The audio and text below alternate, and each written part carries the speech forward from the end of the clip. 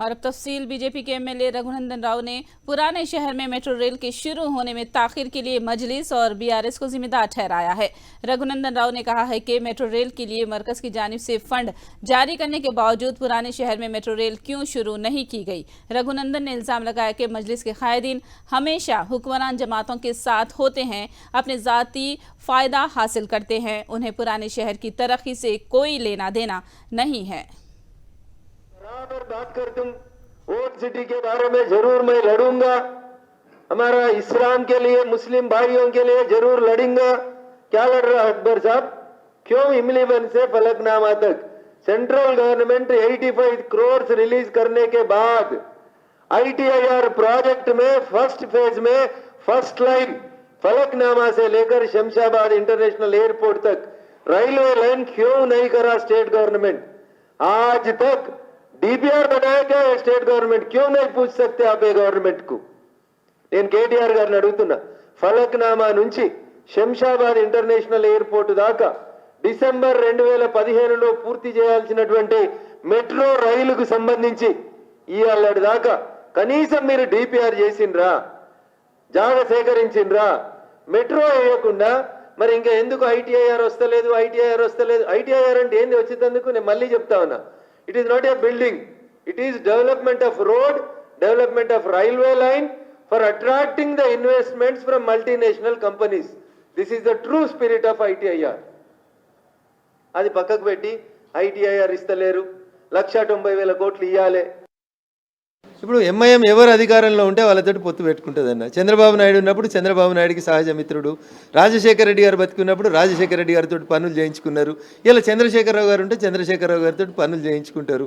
వారికి కావాల్సింది వాళ్ళ వ్యక్తిగత అవసరాలు. పనులు అంటే మళ్ళీ నువ్వేదో ఓల్డ్ సిటీలో 2 BHKలు కట్టించి పేదోనికి ఇల్లు ఇచ్చిండు అనుకునేవు.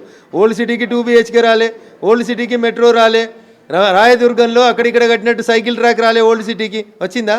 ఏమి రాదు. ఓల్డ్ సిటీకి ఏమవుతుంది? వాళ్ళకి ఏమైనా పనులు ఉంటే లోలిపెట్టి చేసుకొని పోతారు తప్ప నిజంగా ఓల్డ్ సిటీని బాగుపరచాలనుకుంటే 2009లో ఎమ్మెల్యే అయినా అని చెప్పినావు సారు. 2009 నుంచి ఏళ్ళ దాకా ఏం చేసినవే? ఒక్కరోజు ధర్నా చేసినా, ఒక్కరోజు ప్రభుత్వంతో కొట్లాడినావా? हैदराबाद के चारमीनार के दामन को खूबसूरत बनाया जा रहा है। T20 कॉन्फ्रेंस की हैदराबाद भी मेजबानी करने के तनाजुर में शहर की खूबसूरती में इजाफा करने के इकदाम किए जा रहे हैं। पुराने शहर के गुलजार हाउस फव्वारे को हटाकर उसकी जगह नया तामीर करदा फव्वारा नस्ब किया जा रहा है। वहीं दूसरी जानिब चारमीनार के लाड बाजार और मदीना चौरास्ते को भी सजाया जा रहा है, जिसकी वजह से पुराने शहर की खूबसूरती में इजाफा हो रहा है। गुलजार हाउस के दुकानदारों ने गुलजार हाउस की तज़ीनकारी पर खुशी का इजहार किया है। देखते हुए ऐसे हुए, अभी ऐसा है, बड़े लोग देखते हुए ऐसे हुए गुलदारों से निज़ाम के दौर से अभी जो बना रहे हैं, जो रिपेयर कर रहे हैं, आप बहुत अच्छा काम कर रहे हैं, इससे और अच्छा हो जाएगा। से गुलजार हाउस और चौरस्ता है और बिल्कुल चारमीनार के बाद स्काई नंबर है और गुलजार हाउस का ये और जो नाम है नया अगर बन गया तो मैं ज़रूर कहूँगा कि नाम उसका गुलजार हाउस है, गुले गुलजार हो जाएगा, चारों तरफ हरियाली फैल जाएगी। मैं जा रहा था, जॉब की छुट्टी हो गई थी, जब मैं देखा अभी कुछ भी काम नहीं था, 11:30-12 बजे तक मैं यहीं था। 12 बजे के बाद जो भी हुआ रात में हुआ वो, लेकिन अच्छा हो रहा, जो भी हो रहा बस अच्छा ही हो रहा। ट्रैफिक भी कम होती है और अच्छा दिखता जा रहा लोगों के लिए, टूरिज्म के लिए भी अच्छा हो जाता है, न्यू हो रहा वो, और पब्लिक भी यहाँ पे अच्छी आ रही, इसलिए अच्छा होता हो, अच्छा गवर्नमेंट बिजनेस अच्छा होता है, लोगों के लिए बहुत अच्छा होता है यहाँ पे। तेलंगाना इंटर बोर्ड तनाज़ा रोज़ बरोज़ शदीद होता जा रहा है। असातिज़ा JAC इंटर बोर्ड अहदेदारों के दरमियान ऑनलाइन निज़ाम जांच को लेकर तनाज़ा जारी है। रेवेन्यू सेक्रेटरी के तौर पर तबादला हुए नवीन मित्तल की जानिब से इंटर बोर्ड उमूर में मुदाखलत करने पर असातिज़ा एतराज़ कर रहे हैं। उनका इल्ज़ाम है कि वो फाइलों को गैर मजाज तौर पर क्लियर कर रहे हैं।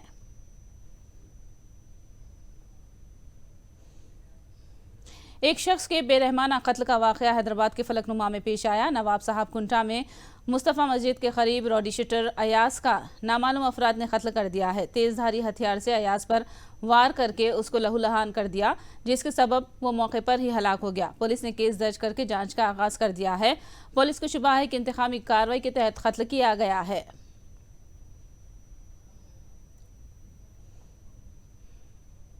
नलगुंडा जिला मिर्यालगुड़ा के एमएलए प्रभाकर राव की जानिब से दिया गया बयान तनाज़े का शिकार हो रहा है। उन्होंने कहा कि रियासत की तरक्की करने के बावजूद अपोजिशन की जानिब से उन पर तनकीद करना मुनासिब नहीं है। उन्होंने रिमार्क किया कि वज़ीर आला केसीआर की जानिब से दी जाने वाली पेंशन रैतो बंधु स्कीम से अपोजिशन कायदीन और कारकुन फायदा न उठाएं और केसीआर की बनाई हुई सड़कों पर न चलने के बयान के तनाज़ा पैदा कर दिया है। एमएलए प्रभाकर का बयान मीडिया में वायरल हो रहा है। ఆలోచన ఏమొస్తుందో ఎందుకు వస్తుందో నాకు తెలియదు. తిని సున్నబొట్లు పెట్టి ఆ దేవుడనే ఉన్నాడు, కల్లెపల్లి మైసమ్మ ఉన్నది. మీ అందరి సంగతి కల్లెపల్లి మైసమ్మ చూస్తుంది. ఎందుకంటే చేసినోడి కనుక ఈ చేసినవన్నీ కూడా మీరు ఆ రోడ్డు ఒక పని చేయండి. ఏరే పార్టీ వాడు కూడా మా రోడ్డు మీద నడవకండి. కేసీఆర్ వేసిన రోడ్డు మీద నడవద్దు. కేసీఆర్ రైతు బంధు తీసుకోకండి. కేసీఆర్ యొక్క పెన్షన్ తీసుకోకండి. కేసీఆర్ యొక్క కళ్యాణ లక్ష్యం తీసుకోకుండా ఉండండి. ఇవన్నీ తీసుకుంటాం. మా నర్సాపూర్ మట్టికి మేము డ్యాన్స్ చేస్తామనే ఆలోచన మీకుంటే నేను కూడా డ్యాన్స్ చేపిస్తాను. ఎందుకంటే నా సంగతి మర్యాదకు ఉండేవాడి వరకు మర్యాదగా ఉంటా. మర్యాద తప్పితే మట్టికి నేను ఎట్లా డ్యాన్స్ చేయాలో 5 నిమిషాల్లో మిమ్మల్ని డ్యాన్స్ చేపిస్తాను. మీరు అనుకుంటున్నారు మీ నర్సాపూర్ లేదు, మీరు నర్సాపూర్తోనే నాకేదో అదైతుంది ఇదైతే అనుకుంటున్నారు. ఏమీ కాదు. एमएलए कोटमरेड्डी श्रीधर को कॉर्पोरेटर्स ने झटका दिया है। वाईएसआर कांग्रेस के नेल्लूर रूरल इंचार्ज ए प्रभाकर रेड्डी से 18 कॉर्पोरेटर्स और एक्स ऑफिशियो अराकी ने मुलाकात की। उसके बाद श्रीधर रेड्डी की तायद महज 2 कॉर्पोरेटर्स तक ही रह गई है। बखिया ने कहा कि वो वाईएसआर कांग्रेस की तायद में ही रहेंगे। उन्होंने बताया कि पार्टी जिसको भी लीडर बनाएगी उसको सब अपना लीडर मानेंगे। మేము కార్పొరేటర్లుగా ఎన్నికయ్యి దాదాపు సంవత్సరమే దాటింది. ఈ సంవత్సరం కాలంలో ప్రజలకి అంటే బీఫామ్ తీసుకున్న తర్వాత మేము ప్రజల వద్దకు వెళ్ళి ఓట్లు వేయమని అడిగింది వైఎస్ఆర్ కాంగ్రెస్ పార్టీ తరపున ఏదైతే వైఎస్ఆర్ కాంగ్రెస్ పార్టీ గుర్తు ఫ్యాన్ గుర్తుందో ఆ ఫ్యాన్ గుర్తు పైన ఓటు వేసి మమ్మల్ని గెలిపించమని కోరడం జరిగింది. అదేవిధంగా ఈరోజు ప్రజలందరూ కూడా మమ్మల్ని ఆశీర్వదించి గెలిపించారు. గెలిపించినందుకు ప్రజలందరి తరపున నిలబడాల్సిన బాధ్యత ఈరోజు వైఎస్ఆర్ కాంగ్రెస్ పార్టీలో గెలుపొందిన ప్రతి కార్పొరేటర్కు ఉంది. కాబట్టి ఏదైతే మేము ప్రయాణించామో అదే దారిలోనే ఈరోజు కొనసాగాలని కార్పొరేటర్స్ అందరూ కూడా నిర్ణయం తీసుకోవడం. ఈరోజు జగన్మోహన్ రెడ్డి గారు రూరల్ ఇన్ఛార్జిగా ఆదాల ప్రభాకర్ రెడ్డి గారిని నియమించినందుకు ప్రత్యేకంగా మా కార్పొరేటర్స్ అందరి తరపున ధన్యవాదాలు తెలియజేసుకుంటూ ఈరోజు ప్రభాకర్ అన్న గెలుపు కోసం రూరల్లో ఉన్న కార్పొరేటర్స్ అందరూ కూడా ప్రత్యేకంగా శ్రద్ధ పెట్టి జగన్మోహన్ రెడ్డి గారు 2024లో మళ్ళీ ముఖ్యమంత్రిగా గెలిపించుకునే దానికి మేమందరం కూడా మా సాయశక్తులుగా ప్రభాకర్ అన్నకు అండగా నిలబడతామని ఈ సందర్భంగా తెలియజేసుకుంటూ ఏదైతే ప్రజలు మమ్మల్ని ఆశీర్వదించి గెలిపించారో ఆ ప్రజల పక్షాన నిలబడ్డ ప్రతి కార్పొరేటర్ కూడా ఈరోజు పేరున హృదయపూర్వక శుభాకాంక్షలు తెలియజేసుకుంటూ గతంలో ఇక్కడ ఉండే కార్పొరేటర్లో చాలా మందితో నాకు పరిచయం కూడా లేదు. ఎందుకంటే అప్పుడున్న పరిస్థితులు మీ అందరికి కూడా తెలుసు. ఇప్పుడు అలాంటి పరిస్థితులు ఉండవు. కార్పొరేటర్లకు కూడా పూర్తి ఆ డివిజన్లో వాళ్ళకి స్వాతంత్రం ఇచ్చి అక్కడ ఉండే నాయకులతో మీరు కోఆర్డినేట్ చేసుకొని ఎలాంటి విభేదాలు లేకుండా అభివృద్ధి పనులు చేసుకుంటూ ఎప్పుడైనా నా సహాయం కావాలంటే నాకు మీరు ఎవరైనా కూడా డైరెక్ట్గా ఫోన్ చేయవచ్చు. తక్షణమే సంబంధిత అధికారులకి చెప్పి మీ సమస్యల్ని అక్కడికక్కడనే పరిష్కరించేదానికి నేను అన్ని విధాలా కూడా ప్రయత్నం చేస్తాను. మీకు అందరికీ తెలుసు, మొన్న వారే చెప్పారు, నేనే తెలివి తక్కువని గాను నేను 12 సిమ్ములు వాడుతున్నానని చెప్తున్నాడు. అయ్యా, ఇక్కడ కోట్ల రూపాయల వ్యాపారం చేసి ఒక ఎంపీగా ఎన్నోసార్లు ఎమ్మెల్యేగా ఉన్నటువంటి పెద్దల ఆదాల ప్రభాకర్ రెడ్డి గారికి నాకు తెలిసి ఒక సిమ్మే. ఏ రాజకీయ నాయకుడికైనా మామూలుగా సజావుగా సాంఘికంగా సమాజ పరంగా వెళ్ళిపోయేటటువంటి సాధారణ రాజకీయ నాయకులకి అందరికీ కూడా ఉండేది ఒకటో రెండోనైనా. ఈయనకి 12 సిమ్ములు ఉన్నాయంట. దేనికయ్యా? ఎవరు వాడతారండి 12 సిమ్ములు? వారు చెప్పిందే. లిక్కర్ మాఫియానో, గంజాయి మాఫియాలో, లేకపోతే కబ్జాదారులో, లేకపోతే ఇంకా ఏదైనా కాంట్రాక్టు హత్యలు చేసేవాళ్ళు, ఇటువంటి అనైతిక చర్యలు పాల్పడే వాళ్ళకి అడుగడుక్కొక సిమ్ కార్డు అవసరం అవుతుందండి. अनंतपुर में एपी कर्नाटक की सरहद पर G20 ममालिक के 7 नुमाइंदों ने दौरा किया। श्री सत्य साई जिले से होते हुए कर्नाटक के त्रिमनी सोलार प्लांट का मुशाहिदा किया। G20 ममालिक के नुमाइंदे शाम 4 बजे लिपाक्षी मंदिर का दौरा करने वाले हैं। कंदकुरु भगदड़ वाकई की जांच का आगाज हो चुका है। जस्टिस शिशायन रेड्डी कमीशन के रूबरू कंदकुरु के तेलुगुदेशम कायदीन हाजिर हुए। विजयवाड़ा गेस्ट हाउस में जांच जारी है। तेनाली श्रावण कुमार से भी पूछताछ की जा रही है। वहीं गुंटूर वाकई के एक रुकनी कमीशन ने रिपोर्ट तैयार कर दी है, जो हुकूमत को पेश की जाने वाली है।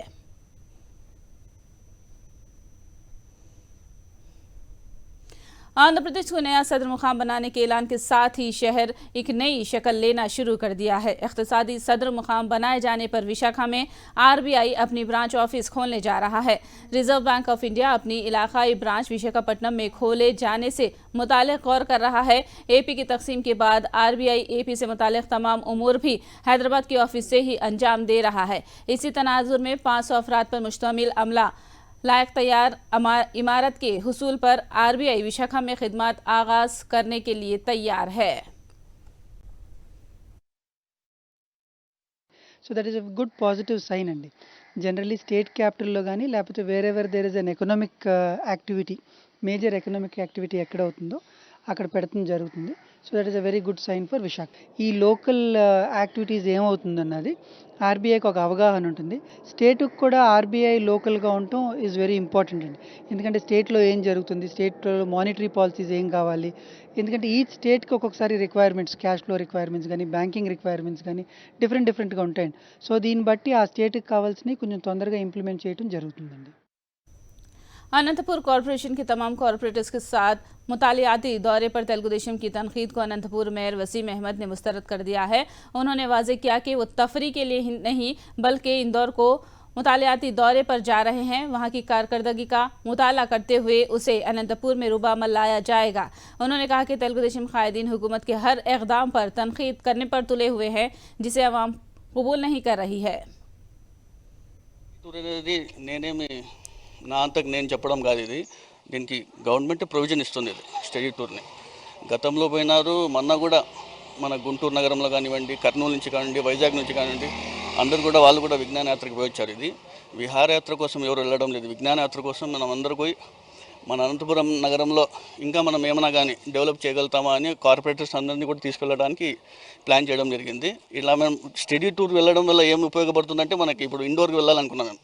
ఇండియాలోనే టాప్ మోస్ట్ అది కార్పొరేషన్, శానిటేషన్ పరంగా కానివ్వండి, ప్లానింగ్లో కానివ్వండి, ప్రతి ఒక్కటి కూడా అక్కడ వెళ్ళొచ్చినాక ఏదో కొంతవరకు మనం మన అనంతపురం నగరాన్ని కూడా కొంచెం డెవలప్ చేసుకోవచ్చు, శానిటేషన్ పరంగా కూడా మనం కొంచెం ఇంప్రూవ్ చేసుకోవచ్చు అనే ఒక సంభావనతో ముందుకెళ్తున్నాం తప్ప ప్రజల సొమ్ము ఇది దుర్వినియోగం చేయడం తప్ప అది అయితే ఏం లేదు.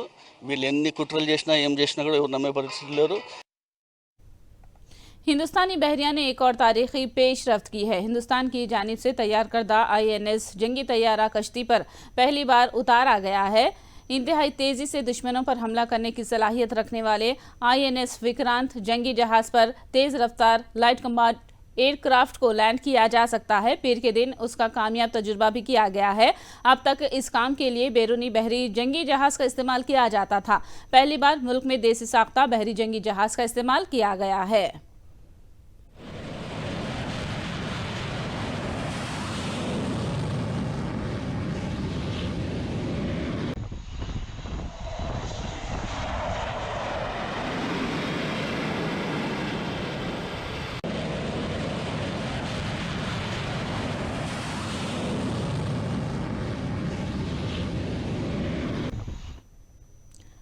खातून वकील लक्ष्मण चंद्र विक्टोरिया गौरी को मद्रास हाई कोर्ट के एडिशनल जज के तौर पर नामजद करने को चैलेंज करते हुए दाखिल करदा दरख्वास्त को सुप्रीम कोर्ट ने खारिज कर दिया और कहा कि अहलियत की बुनियाद पर ही उनका इंतखाब करने का जवाब पेश किया।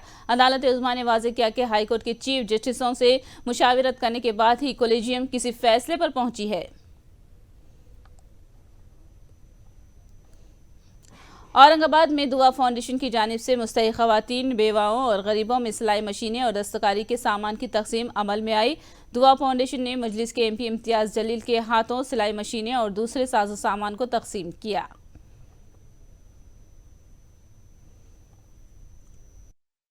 प्रिविलेज जो लड़कियां रहती हैं और उसमें ज़्यादातर हम ख्याल रखते हैं कि जो बेवा औरतें हों, जो हैंडीकैप बच्चियां हैं, जिनके शौहरों ने छोड़ दिया है, उन पे ज़्यादा हम तवज्जो देते हैं। और जो बच्चियां मतलब गरीब बच्चियां हैं वो मतलब उन पे ज़्यादा ध्यान देते हैं कि उनको हम ले सकें, ताकि वो इसमें सीख लें और अपने घर में ये काम कर सकें। और बहुत सी लड़कियां कर रही हैं और मतलब उन्होंने अपना काम भी शुरू कर दिया है। दिन भर में 400-500 रुपये कमा लेती हैं, उनको अब घर घर काम नहीं करना पड़ता है। तो बहुत हद तक अच्छा कर रही हैं, बताती भी हैं हम लोग को आके और काफ़ी दुआएं भी देती हैं। अच्छा आने वाले लगता वक्त है। में अभी और क्या नई आपकी कुछ सोच है नई फाउंडेशन की? स्कीम बोले तो हम चाह रहे हैं कि और बढ़ाएं इसको आगे और देखेंगे इंशाल्लाह और भी कुछ काम है और भी चीज़ें हैं। हम चाह रहे हैं कि और भी प्रोग्राम्स इसमें ऐड करें जो लड़कियों को फ़ायदा दे। बीजेपी पार्लिमानी पार्टी का इजलास मुनाकिद हुआ। इस इजलास में 2024 के आम इलेक्शन में पार्टी की हिकमत अमली पर गौर किया गया। वज़ीर आज़म नरेंद्र मोदी ने कहा कि अरकान पार्लिमान वोटरों से राबित करेंगे तो कोई मुखालिफ हुकूमत लहर नहीं पाई जाएगी। उन्होंने तमाम अरकान ने पार्लिमान को अपने अपने हलकों में मौजूद रहने और आवाम से राब्ता बनाने पर जोर दिया है। हिंदुस्तान में अवामी शोबे की कंपनियां और फैक्ट्रियां कांग्रेस दौर में कायम की गई। बीजेपी दौर में तो अवामी शोबे की कंपनियों को बंद किया गया। ये रद्दअमल कांग्रेस के सदर मल्लिकार्जुन खड़गे ने दिया है। खड़गे ने वज़ीर आज़म मोदी की जानिब से इलेक्शन के मौके पर कर्नाटक में बंद पड़ी HAL कंपनी को दोबारा खोलने के ऐलान पर यह रद्दअमल दिया है। इधर बोलते हैं कि अपोजिशन लोगों को इंस्टिगेट करती, वो करती। कर्नाटक में तो इतने industries public sector Pandit Jawaharlal Nehru ji के वक्त आए, उसके बाद भी आए। जैसा वहाँ HMT था, HAL भी था, उसके बाद टेलीफोन इंडस्ट्री था, इसरो है, सो मैनी पब्लिक। इन्होंने कोई नया आज एक जादू नहीं बनाया। ये तो ऐसे ही उनको एक बहाना होना था कि चुनावी प्रचार के लिए जाना है। कैसा जाना? तो ऐसे जो पुराने हैं स्कीम्स उसको इनॉग्रेट करना या उसका फाउंडेशन स्टोन डालना, ये चीज़ें कर रहे हैं। ये चुनाव के लिए जा रहे हैं, ना कि वहाँ के लोगों को मदद करने के लिए, नए इंडस्ट्री लाने के लिए नहीं जा रहे। 250 पब्लिक सेक्टर क्लोज कर रहे हैं और बेच रहे हैं। तुर्की और शाम में आने वाले जल्जले में महलूकीन की तादाद 4000 से तजावुज कर गई है। जल्जले में 4300 अफराद के हलाक होने की तस्दीक हुई है, जबकि हलाकतों में मजीद इजाफे का अंदेशा है। 14000 से ज्यादा अफराद जल्जले में जख्मी हुए हैं। तुर्किया में 2921 और शाम में 1444 अफराद के हलाक होने की तस्दीक हुई है। तुर्किया के 10 शहर जल्जलों से तबाह हुए हैं। जल्जले से कई इमारतें गिरकर जमींदोज हो गई। राहत और बचाव के काम जारी हैं। दुनिया भर से तुर्किया के लिए राहत और बचाव की टीमों के अलावा इमदाद पहुंचाई जा रही है।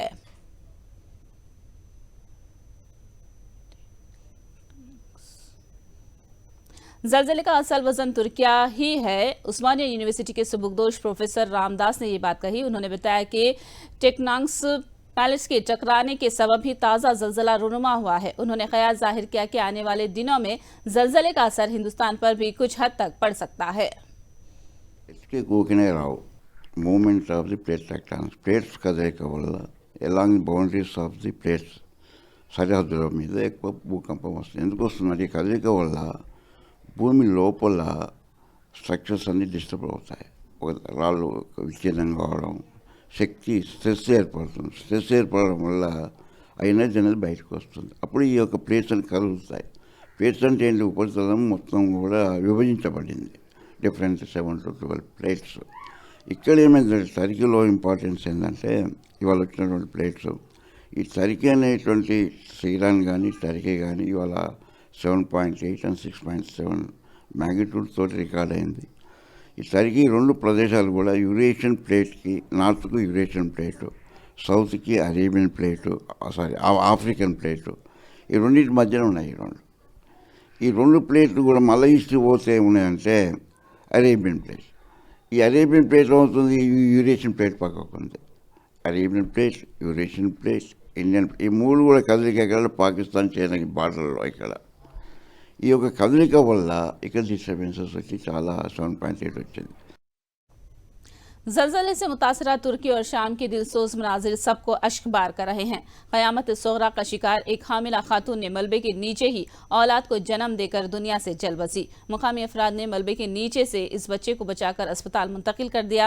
शाम के मकाम हलब में ये वाक़या पेश आया, तब ही पैदा हुए बच्चे को अपने हाथों में लेकर दौड़ते हुए एक शख्स को वीडियो में दिखाया गया है, जो मीडिया में वायरल हो गया है।